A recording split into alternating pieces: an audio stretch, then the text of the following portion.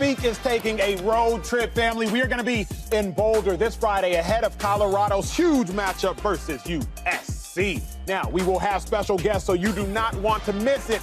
Audience check-in. We want y'all there, family. Audience check-in between 9 and 10 a.m. Mountain Time at Farron Field. Y'all better come through. We will be there. All right, let's move it along. It is third topic of the day. The Colorado, they took an L, and it was not a pretty one in Eugene. Bo Nix, he went off. The Ducks, they went off. The coach, they went off. Deion Sanders said the result was a, quote, good old-fashioned butt kicking. The loss also means that Colorado is out of the top 25. They've been in the rankings for the last several weeks. Shady, what does the blowout loss say about Colorado? Because we've been on the Prime train this whole time. We've been on this bandwagon. That means that they're not a national champion contender. Yeah. That's what that means, right? They're 3-1, still a good team, and they're not there yet. If you recall, Coach Prime said that, hey, you know, we're close, but we're not there. We need some guys in the trenches. That's on offense of linemen, some defensive linemen. That's the biggest difference. Whenever you have a team that rushes for 240 yards, 6 yards a carry, that's a great day for the offense. But that means the defensive line are not getting pushed. They're getting pushed around from the line of scrimmage. That's all that means, because guess what? I still believe. I still believe, right? And I'm still got my hand up, rocking out. The reason why is this, because now every team, or not every team, but every player, especially the top recruits in the country, they want to play for Prime. They see the way he's changed. People forget. This team won one game last year. And they bring in one person that changed it all the way around. And then we start talking about this team as if they're a championship contender, which they're not yet. But that's the type of impact that Coach Prime has. So I'll tell you this. Like he said before, you better get him now. Better get me now. You know what I mean? Because if not, next year they coming. Yep. And the year after that, they're going to get better and better and better. And that comes with getting not only just star players and athletes, but guys up front. They get some offensive linemen, get Shedeur Sanders some real time back there, not let him get sacked. They get some guys up there to stop the run. They're going to be serious. And Oregon's coach made all them jokes and all that about Hollywood and all that. We'll get there. Because he don't want to see them once they get their boys. He keep receipts. I'm keeping receipts, too. I will say this, Shady, you're exactly right. The blowout loss means, number one, table the national championship expectations. I would also say table the Pac-12 expectations. Not literally, but if you turn on the tape, you see there are way too many flaws that can be exploited going forward by Utah, by Arizona State, by USC. Colorado, table those expectations. What it means for me is, Colorado, you got to get better. You have to get better yesterday. Not tomorrow, not next week. You have to get better yesterday, because it does not get any easier. You have USC. Y'all know what USC brings. After that, you have ASU. ASU was playing a close game versus USC last night. I'm watching the game. I'm broadcasting the game on Saturday night. So you have ASU. Then you have, later in the season, Utah. You have a whole bunch more dogs coming. You're not seeing Colorado State no more. You're not seeing Nebraska no more. Now it's time for the Pac-12 play, and this is the best that the Pac has ever been. So kudos and credit to Oregon. The analyst in me needs to stop down and say, Oregon gave them a good old-fashioned butt whooping. They outcoached them, they outplayed them, they outschemed them, they outperformed them, all of it. Oregon did what they needed to do. And if you're an Oregon Ducks fan, you landed a 5-star recruit after winning that game. So kudos to Oregon. I have to give them their credit. Colorado, however, they need to get better, because it only gets more difficult going forward. And for me, I'm not surprised, because Prime told us this. Prime said, man, I'm bringing my Louis luggage, right? And that was a lot of skill players. And he told us, I got to get better in the trenches. He told us that. Now, kudos to Prime again, because he still has us all believing, but he had us forget how bad Colorado was. Like, I picked them to win this game, picking the upset. Shady picked them to win this game. Like, what he has done, he made us forget how bad they were last year winning one game, how bad of a football team that was. So I'm not really worried about this, because we know that Coach Prime is building over there, right? They ran into a really good football team in Oregon, and Oregon had something to prove and wanted something to prove. They didn't want to beat Shedeur, like Coach Prime said. They wanted to beat him. They wanted this Cinderella story to stop, and they went out there and they played like that. But this game was won in the trenches. Shedeur could not get the ball off. He was sacked plenty of times. They could not stop the run. If you cannot stop the run, you already know you ain't going to be able to stop the pass, because you're in trouble. And then you without your best player on the field in Travis Hunter. You know, it was a lot of one-on-one opportunities that they took in that ball game, and maybe Travis Hunter makes that play. But they are built outside in right now. They need to work on getting built inside out, and Prime will do that. But I'm not surprised by this. I'm not worried by this. I think Coach Prime will bounce back from this, and Colorado's in a really, really good situation. But like you said, Oregon, kudos to Oregon, because they let the world know that we are a national championship team, and we ain't even finna be playing with these boys. That's what they showed. That's what they showed. It just means Colorado has more growth and more that they need to accomplish. It was an over-the-top loss, obviously, but Oregon has years on Colorado. So exactly. if you like that, then you should do that to Colorado. They were 21-point underdogs. I've picked them to upset. You did, Shady did. A lot of people did. And I don't think there's anything wrong with believing that you have the capability to go in there and win. Oregon just stepped up to the plate. But to Shady's point, Deion just got there. They don't have years of recruiting. They don't have 3-4-year guys that have been in that system and been in that building, and that he's built the entire program off of this year into the transfer portal. That's not actually how you build programs in college football. In the NFL, you can bring in 1 or 2 pieces and change the entire team. It's a different sport. So I don't think it really says anything about Colorado. This was always going to be a build-out situation. Yes, everyone got excited, as they should be, about what's happened in Colorado, and it was because of how bad they were last year. No doubt. So none of that's changed. I don't think it says much about Colorado, other than they're where they're supposed to be in the development process of this program as a whole. Well, Oregon head coach Dan Lanning had a lot to say about Colorado before the game. It was heard by everybody around the sports world. Woo, woo, woo. Shady, Dan Lanning's pregame speech. Corny. Yeah, that's Whoa. I liked it. I'm going to let you finish your question. I liked it. Was it out of line?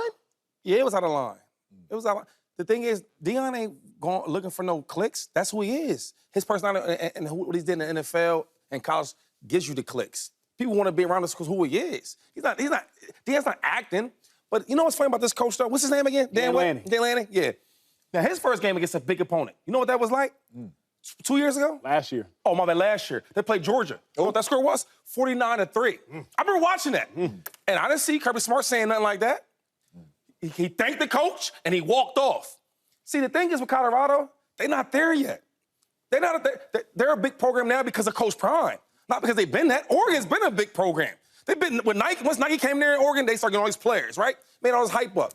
So now when you play elite team, 2 elite teams, you get beat 49-3. Compared to Colorado, where one coach is getting his players from the portal, right? He didn't get to get his players yet. But when he will, we'll see how they meet up. And we'll see if he's talking about getting clickbaits and all that bull crap. Because I keep my receipts. That 49-3. That's an interesting. I like it, Shady. Get that up on him there, Shady. He did also take that program over from Mario Cristobal. Right. You see what Miami's doing right now. No doubt about it. I like the pregame speech. Like, the analyst in me loved the pregame speech. The friend and fan of Deion Sanders hated the pregame speech. Analyst in me loved it because you need to say what you need to say to your players to get them fired up in the locker room. Say what you need to say to them dudes. And if you are talking to your team in the locker room, he said all the right things.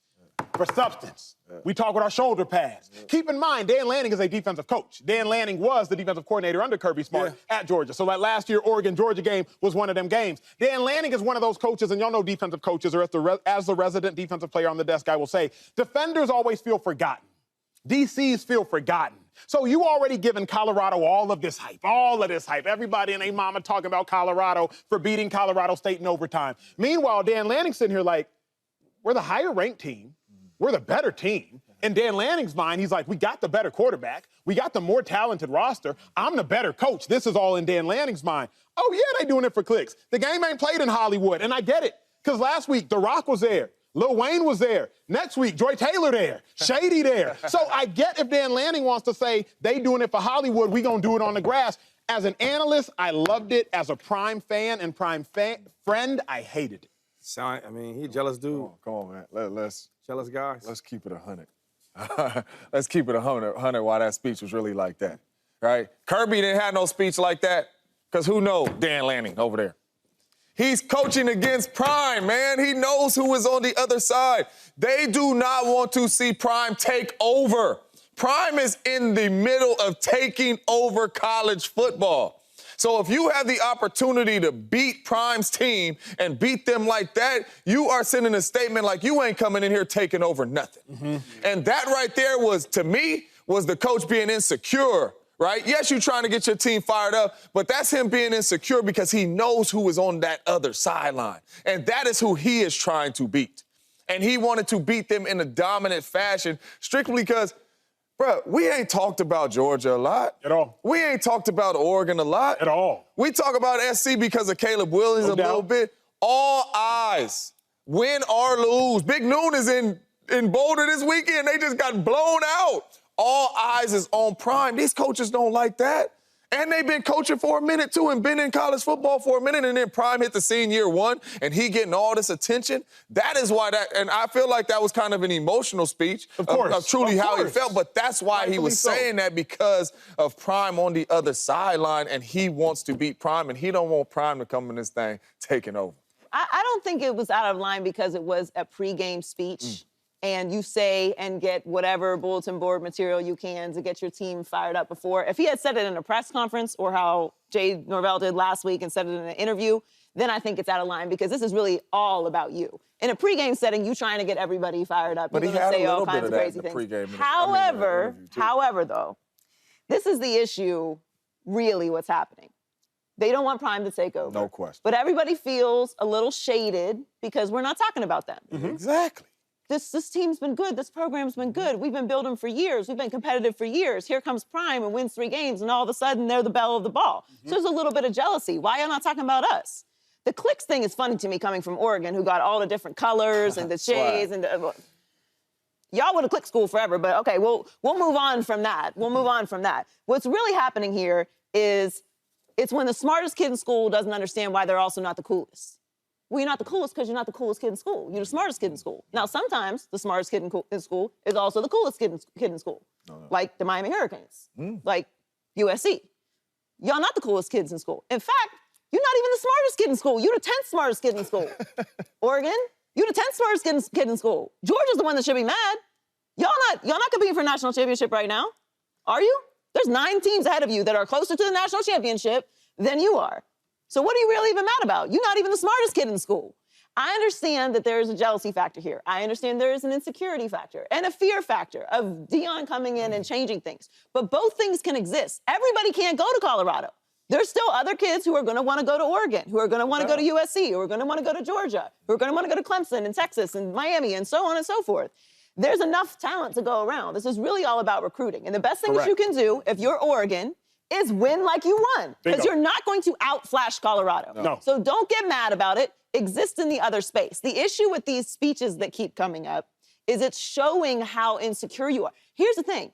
The people that are excited about Prime, the wave of attention that Prime is getting, you were never going to get that. That's not for you. It was never for you. You were never going to get that. This is fringe excitement. This is fans who haven't been paying attention to college football like that in a long time because the same team wins every single year. And this is a wave of attention that's good for the sport.